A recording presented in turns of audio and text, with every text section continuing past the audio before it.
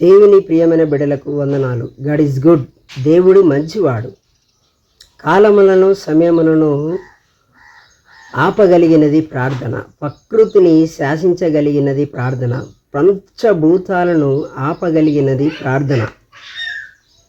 యెహోషువ గ్రంథం 10వ అధ్యాయం 12వ వచనంలో, సూర్యుడా నువ్వు గిబియోనులో ఆగుము, చంద్రుడా నువ్వు అయాలో ఆగుము అని యెహోషువ ప్రార్థించినప్పుడు, శత్రువులను హతమార్చు వరకు సూర్యుడు ఆగెను, చంద్రుడు నిలిచెను అని ఉంటుంది.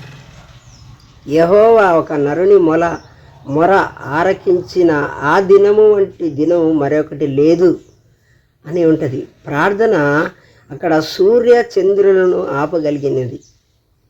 మనం కూడా ప్రార్థన చేద్దాం. దేవుడు ఎన్నడూ చేయని కార్యాలు జరిగించువాడు. మన జీవితంలో కూడా ప్రార్థించినప్పుడు ఎన్నడూ ఎప్పుడు జరగని కార్యాలు మన జీవితంలో కూడా దేవుడు చేయగలిగిన సమర్థుడు. ప్రార్థన శక్తి నాకు కావాలయా, నీ పరలోక అభిషేకం కావాలయా.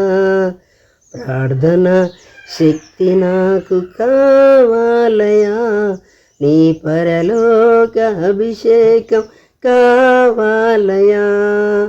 ప్రార్థన చేద్దాం, ప్రార్థనలో ఎదుగుదాం.